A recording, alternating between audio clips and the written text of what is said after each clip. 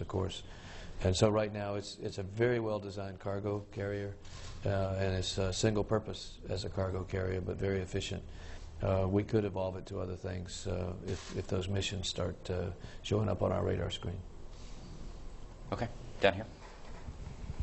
Jason Power with Wired, and for either of you, can you describe a little bit more in detail what the dummy payload is constructed of, what it's made of, how is it solid, is it empty, is it a little detail about that? Go ahead.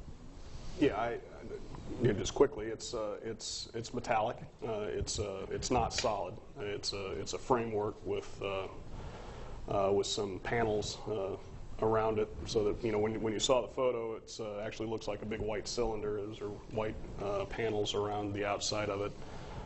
Within it, we've got some instrumentation and the like of that to measure acoustics and vibrations and thermal environments, again for model validation and to provide some direct measurements of the environment the Cygnus will see on its ride up on the demonstration mission. There's also a couple of secondary payloads that are attached to there's a couple of those panels that are left open with a couple of small secondary payloads. Frank, you may know more about the secondaries than I do. We have 2 Peapod dispensers for some CubeSats that we'll deploy shortly after separation, and that'll give us a chance to get some additional, give additional rides to other users. What's the mass made of? It's probably aluminum. It's aluminum. Right, Frank? Yeah. It's mainly a framework of girders designed to come apart once it re-enters the atmosphere and burn up quickly. Okay, down here. Hi, Stephen Clark with Spaceflight Now. A couple of questions. First, could one of you go over the launch, the strategy for launch opportunities over the next few days, with the weather being iffy, at least 2 other 3 days ahead? Would you try 3 days in a row, or would you stand down after a couple of opportunities for a crew rest or for some hardware reason? And I have a follow-up. Yeah, I think we will almost definitely take a shot the first 2 days. Looking at the weather briefing, the weather on Friday looks really unfavorable. The other consideration, as you mentioned, I think the other big consideration is crew rest. If we get into, and this is all somewhat dynamic, if we get into a situation where we've actually begun fueling the vehicle and then have to detank the vehicle after a scrub because of weather, then that makes for a very long day for our team. And if we were to do that 2 days in a row, we probably would be looking at trying to get a day of rest in there somewhere. But again, I think it's going to be a dynamic decision process as we look at the weather on any given day. I don't think there's anything hardware-wise that necessarily would require us to take a 48-hour recycle. But certainly, if we get to certain points in the count, both crew rest and consumption of commodities, if we get very far down in the count, we can consume enough commodities to where the Mars team would need a full day to turn that around as well. So not a very specific answer to your question, but it is going to be kind of a dynamic process that takes those factors into account. Okay, thanks. And one more question for Mike or Frank. Either one of you or both of you can address this.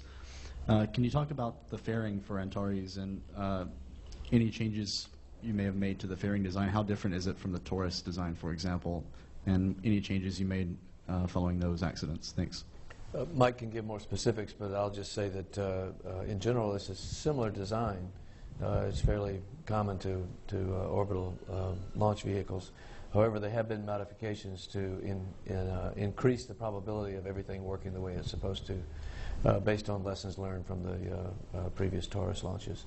And we feel very confident in the components that we have, the approach that we've taken, as well as the suppliers that participated in this one, and the plan we have for this flight. So, Mike, if you want to add. Yeah, I'm not sure. There are a lot of changes. Obviously, as you can imagine, as we went through the mishap investigation coming out of the Taurus XL As Frank mentioned, this is the frangible joints are in particular are a common product that we use across our fleet, and there were a number of changes that were that came out of those investigations, both in terms of increasing design margin in the design, as well as additional testing and additional process controls on the materials that are used as delivered from our suppliers. I can say that we have implemented all of those corrective actions, including additional measurements on materials properties. There were some actual design changes to the design of the joint.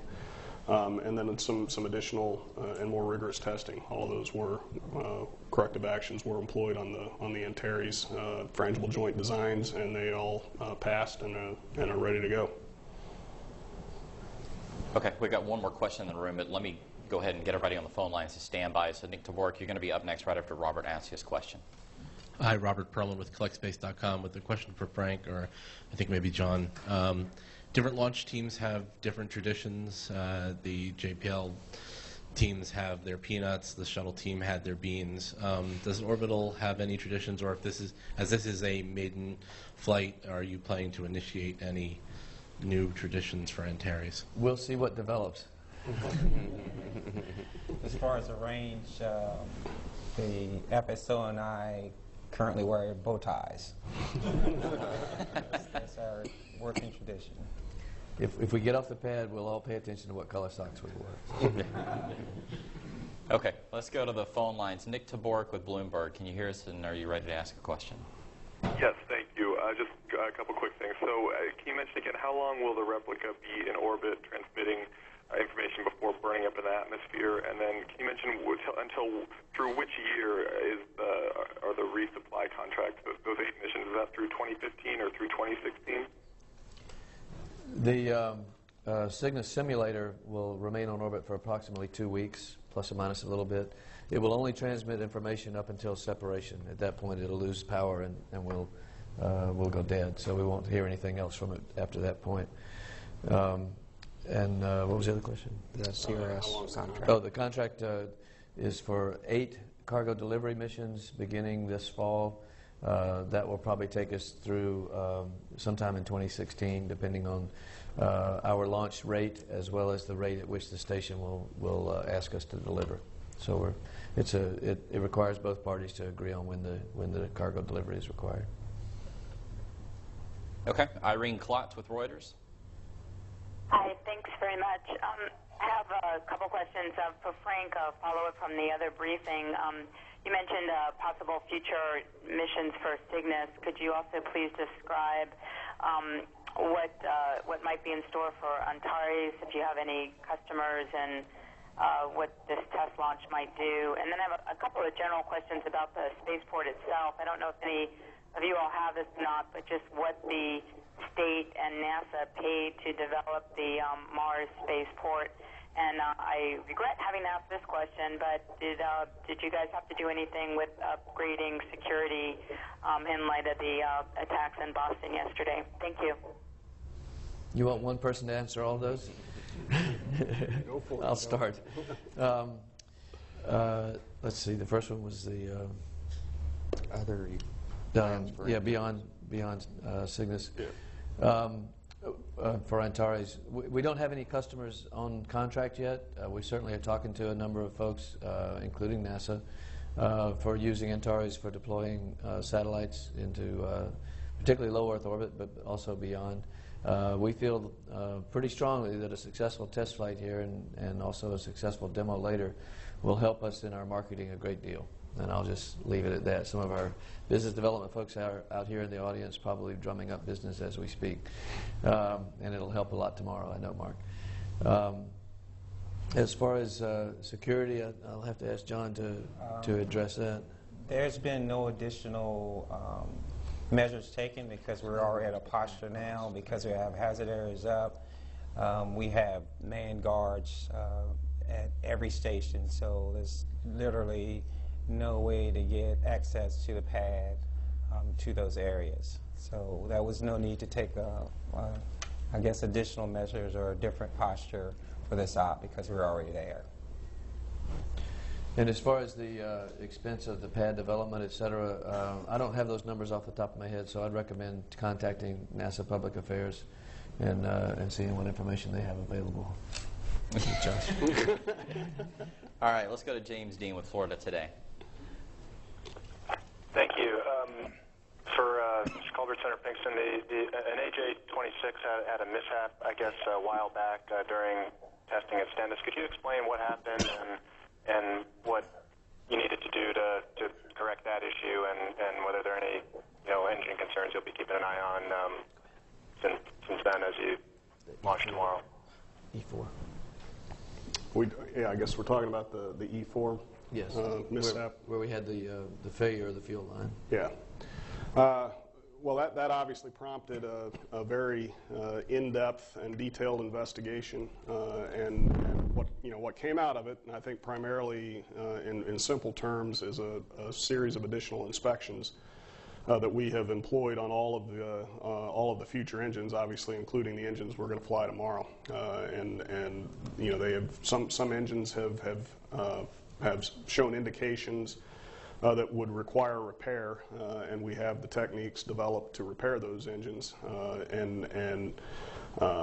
Some of these indications are acceptable as is, but we've got now all the rigorous engineering behind it to show that those any of those indications are acceptable for flight. So that process has been applied to these two engines, and they've been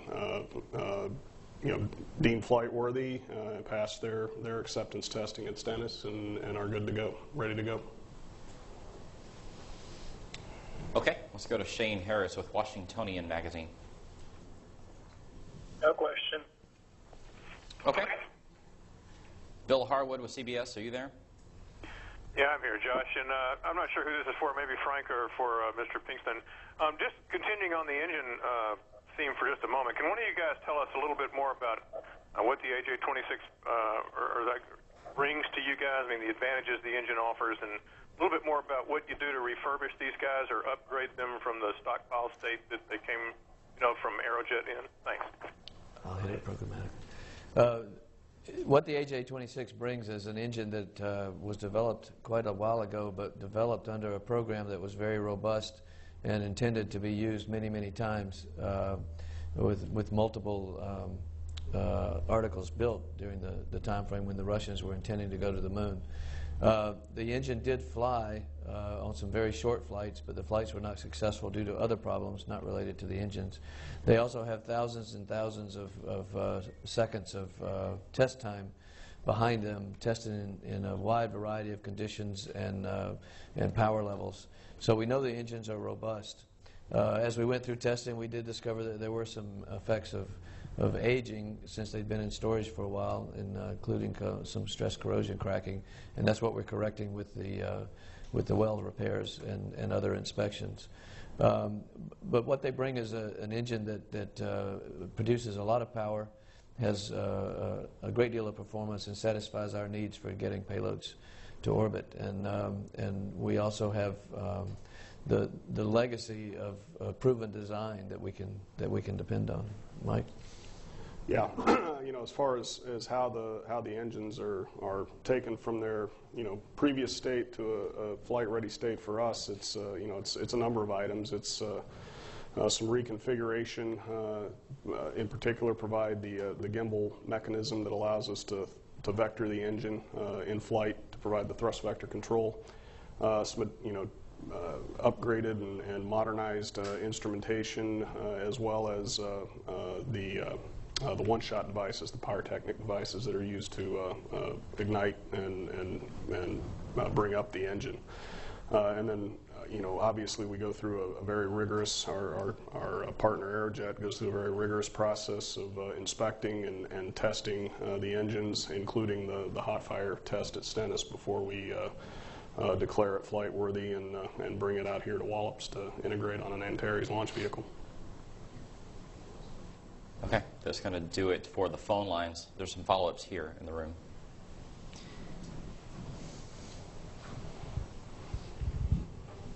Since this is Doug Money, TMC Satellite Spotlight. Since this is a commercially run mission, who holds the key for flight termination in case of an incident? Is that NASA or is that Orbital? Where does that responsibility lie? NASA. NASA owns the range, and so they're ultimately responsible. They talk to us a lot, though. Okay, back here. Hang on. Try it again.